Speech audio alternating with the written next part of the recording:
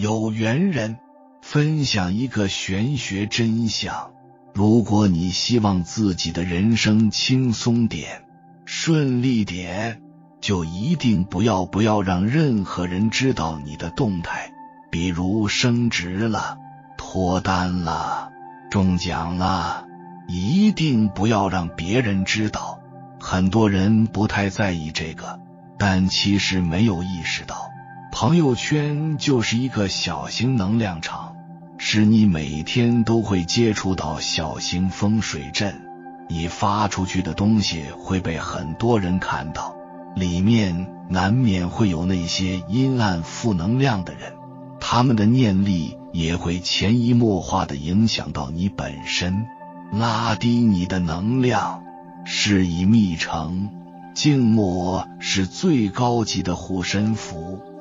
真正成事的人都是悄悄干就好了。阴符经讲述，天发杀机，龙蛇起路人发杀机，天地反复，你的每个动态都在向宇宙发射信号。那些深夜的朋友圈，酒桌上的豪言，未成型的计划，都是提前透支的命数，是为诚实过于张扬，如同将火种暴露在狂风里，为燎原以熄灭。老祖宗说神在则灵，真正的能量场需要绝对真空。当你向大众说出我要，天地间便有更多双眼睛盯着你的命盘。父母的担忧是锁链，朋友的疑惑，路人的侧目，都会让磁场偏移3寸。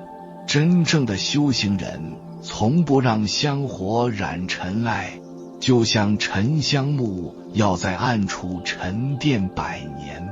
你的生辰八字被太多人知晓，命格就会像进水的符咒，朱砂褪色，法力尽失。越是自我的大事，越要像深潭下的游龙，连水纹都不泛起。看周易64卦，唯有艮卦主静止，双山重叠谓之艮。岂是世人？成事要如2山相叠般密不透风，能量在密闭空间才能聚变，秘密在沉默中才能结晶。终南山隐士有个规矩，下山不说山上的事，回山不念山下的人。你的计划但凡透露半个字，就容易失去阴阳平衡。记住，菩萨为因，凡人为果。少发一条动态，少接一段因果，少透一个念头，少损3分气运。答应我，不管你现在状态多差，都不能向周围人表达出悲惨难过的情绪，甚至就算你的人生全面崩塌，在面对外人时，都要保持坦然自若，轻松平常。因为人间冰冷现实，贵人绝不会扶持弱者，财神也不会助力怨妇。如果你无法自立自强，那么身边人除了口头上宽慰你几句，只会在实际上越来越疏远你。谁都不希望和一个整天抱怨的扫把星混在一起，太丧，太没了。记住，你可以被击败，但绝对不能被击垮。因此，就算内心再阴郁低落，也不要在别人面前显现出来，妄图求得怜悯。要哭，自己回家在被窝里闷头嚎啕大哭即可。在把负能量全部宣泄完之后，就是把全部的心力用在赚钱、成事、发展上面，忙完后回家蒙头大睡，周而复始，直到出坑。慢慢你就会明白，只有高层次的人，只有真正善良的人，有爱的人，才懂得欣赏和支持，才懂得鼓励和帮助，才希望你越来越好。到最后，那些能让你毫无保留地分享骄傲的心情的人，那些在你得意忘形时也不会反感而带着微笑的人，才是你最重要的人。不要给任何人透露自己的真实情况，保持缄默是一种智慧。从人际关系心理学上来解释，就是看待问题视角不同。当别人看待自己的时候，自然是从对方的角度出发，而当自己去衡量他人的想法，往往也只能从自身角度出发，难以完全带入他人感受。所以要保持缄默，保守自己的真实情况。只有你自己最知道你的状况，路还需自己一步一步去走。在低谷时靠得住的人只有自己，努力寻找问题的解决办法，而非依靠别人来开导你。保持缄默通常是最聪明的策略。智者寡言，寡言就是只说必要的。悔恨由说而生，智慧由听而得。人的破局之路注定是孤独的，但凡你在局中不亲自去解题、拆题，是摸不到最终答案的。而你对别人随意透露的底牌，不仅无法帮助你力破死局，反而可能招来麻烦跟嫉妒，为破局增加难度。不要低估一个人的嫉妒心，退一步叫羡慕，进步那可就是见不得人好的杀人诛心。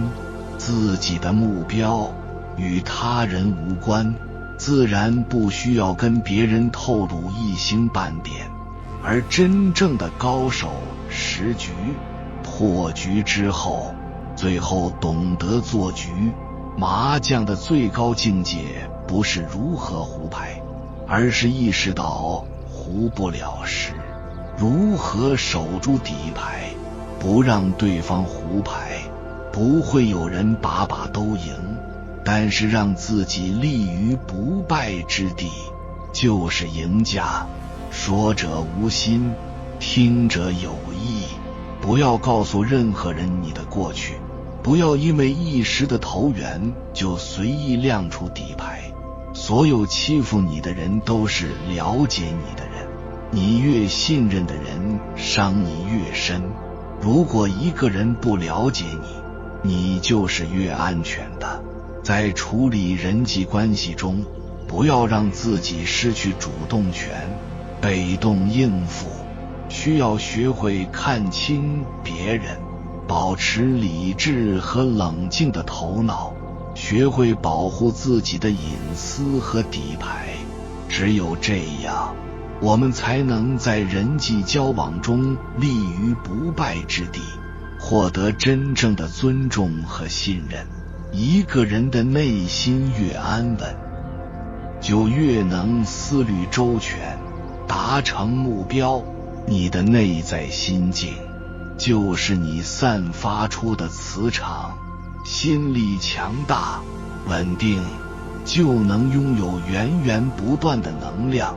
我们虽然无法掌控纷繁复杂的世界，却能掌控自己的磁场，不去沾染他人情绪，不去背负他人因果，不去惧怕他人的眼光。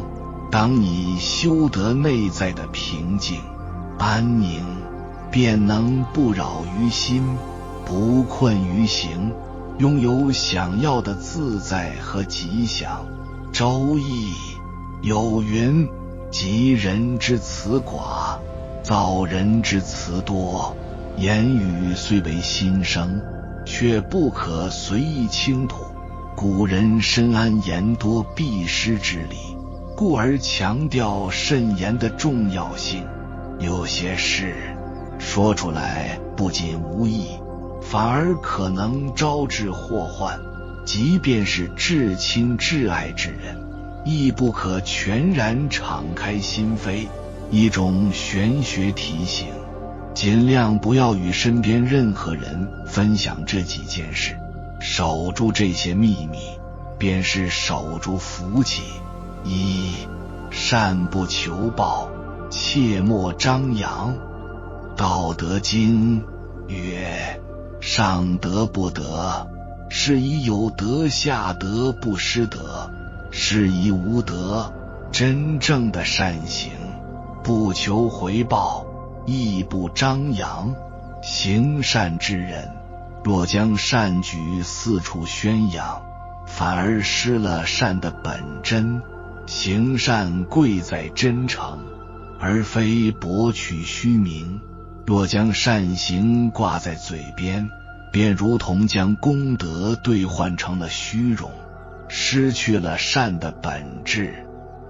菜根谭有言：善欲人见，不是真善。善行一旦张扬，便容易引来嫉妒与非议，甚至招致不必要的麻烦。行善之后，当如春风化雨，润物无声，默默积累阴德，方能福泽绵长。正如《了凡四训》所言：善不积不足以成名，恶不积不足以灭身。善行不求人知，福报自会悄然而至。二、财运盈亏，不可外泄。易经云：君子藏器于身，待时而动。财运如同珍宝，须深藏不露，方能长久。若将财运盈亏随意告知他人，便如同将珍宝暴露于外，易招致觊觎与损耗。财运是一种隐秘的能量，需保持稳定与低调。若将收入、投资计划等随意透露，容易引来他人的嫉妒与干扰，甚至导致破财。增广贤文有言：财不露白，露白则失。财运一旦外泄，便如同将财富置于风口浪尖，难免遭受损失。守口如瓶，方为上策。无论是收入多寡，还是投资计划，皆应深藏于心。即便是至亲之人，亦需适度保留。守住财运，便是守住福气。三、人生规划，莫要多言。论语有言：君子欲讷于言而敏于行。人生规划如同未成熟的果实，需默默耕耘，方能开花结果。若过早将计划告知他人，便如同将未熟的果实摘下，徒留遗憾。人生规划是一种未实现的能量，需在内心沉淀与酝酿。若过早透露，便容易受到外界的干扰与质疑，影响计划的实施。庄子云：言者所以在意，得意而忘言。过多的言语反而会分散精力，削弱行动力。默默努力，静待花开，将目标深藏于心，一步一个脚印去实现。待到水到渠成之时，在与值得信赖之人分享，方为上策。4. 不要暴露自己受伤经历。你的感情历史，逢人便说，你跟别人吵了一架，被别人诋毁、伤害；你跟朋友倾诉烦恼，换不来理解和安慰；你跟旁人诉说最近遭遇了倒霉的事情，对方听多了觉得无趣，久而久之，在关系当中，别人就会觉得你处事能力差，负能量太多，和你保持距离。心理学上有个概念叫聚光灯效应，意思是永远不要把自己当成社交关系的中心，不会有人时刻把精力放在你身上。收起你的悲伤和难过，因为即使你逢人便说，也不会有人懂你。说了却不被理解，这份失落感还不如你不说。独自承受和发泄，人这一生终究是在修心，唯有自度，他人无法度你。5. 还未完成的目标，不要透露。永远不要轻易在他人面前轻易许下目标，还没有结果的事情，不要轻易下结论；还没有完成的事情，不要轻易猜测结果；还没有弄清楚的事实，就不要到处传播。说的话多了，不是好事，久而久之，别人会觉得你不靠谱了。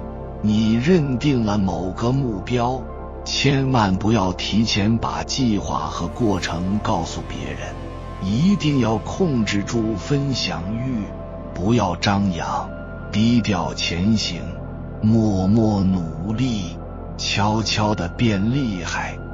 不然事情还没做成就让身边的人知道，那这个事大概率会失败。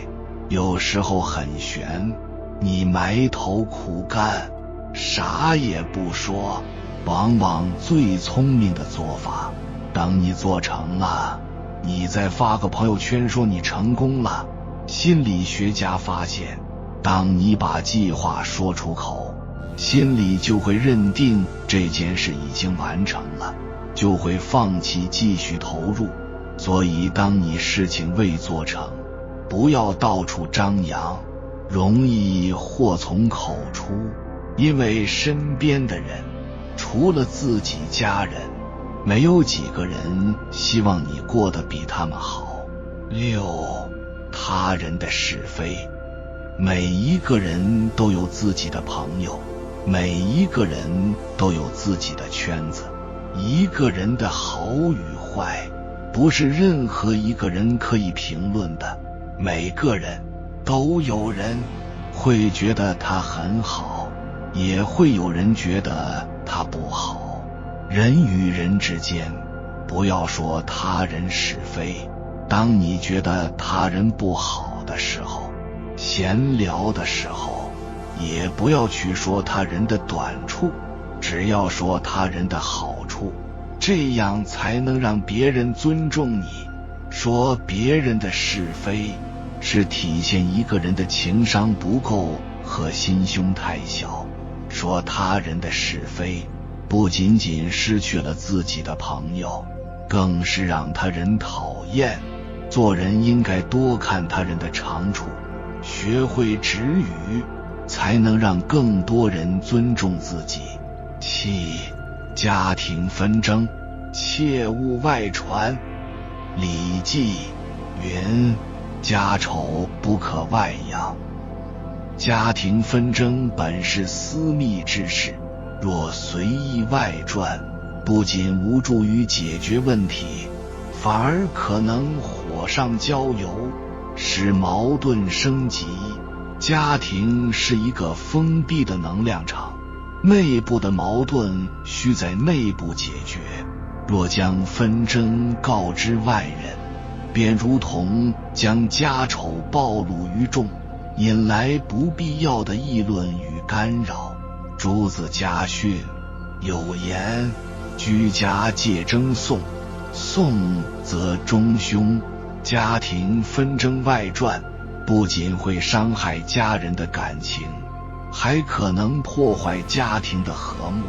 关起门来冷静沟通，无论是夫妻矛盾还是亲子问题，皆应在家庭内部解决。若实在无法处理，可寻求专业人士的帮助，而非将问题暴露于外人面前。言谈悦人心，是为最吉祥。只有当你会说话的时候，你会发现你的命是可以改变的，而你也会越来越有福。一个人一生中真正的觉醒，不是从外界获得了多少答案，而是有一天他的精神回到了自己身上。当精神归位，一切才刚刚开始，你才算真正走上了属于你自己的人生轨道。人这一生有2次生命的诞生，一次是肉体的出生，一次是灵魂的苏醒。前者让你来到这个世界，后者决定你是否真正活过一场。很多人终其一生都活在第一个生命里，被惯性推着走，被欲望拉着走，活得忙碌，活得热闹，却始终没有活出自己。只有极少数人会在某一刻经历一次震荡，一次放下，一次看破，从而真正醒来。那一刻，他们的精神终于回到了本体，不是外在的名字、表情、角色、身份，而是那个不动如山、光明如镜的真我。阳明先生曾言：人人自有定盘针，万化根源总在心。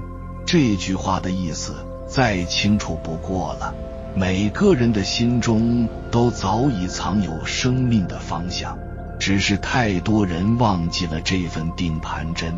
我们太习惯在外在找答案，问命运，问别人，问世界，问占卜，却不敢停下来问自己一句：我是谁？我为何而活？你有没有发现，外在越纷扰，越浮躁，真正走得稳的，都是那些精神清明的人。他们的眼里有光，脚下有路，说话不多，动作不急，但你就是知道他们知道自己在干什么。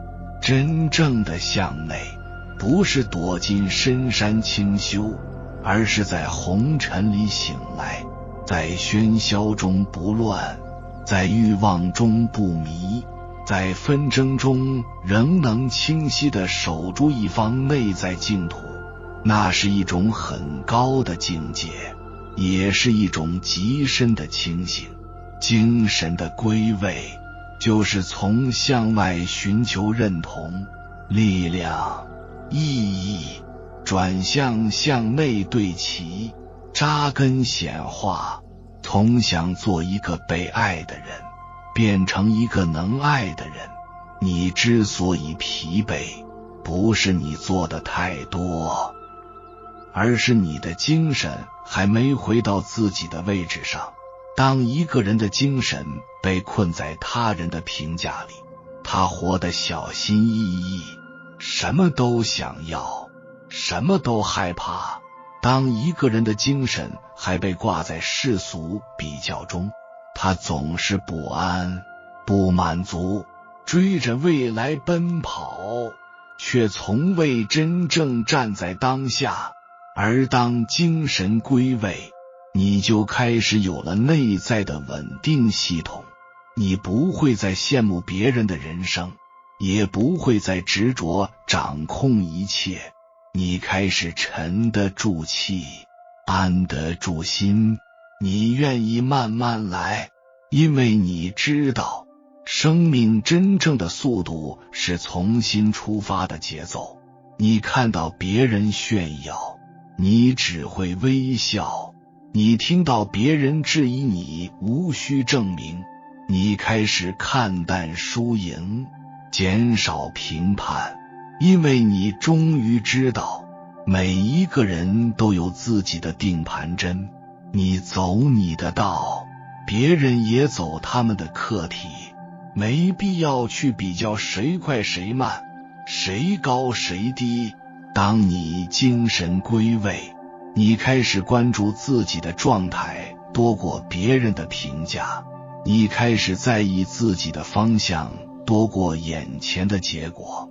精神归位的标志是什么？是你开始由内而外感到通透，情绪不再成为你人生的主导者，关系不再让你牵肠挂肚，外界的一切声音你都能做参考，但不依赖。你发现你不再需要通过控制外界来找回自我感，而是让内在生出稳固的力量，让一切自然显化。那一刻，你才是真的自由了。禅师有言，我有明珠一颗，久被尘劳关锁，今朝沉尽光生，照破山河万朵。这颗明珠是什么？是我们的精神核心，它一直都在，只是我们忘了它，忽略了它，被尘世遮住了它。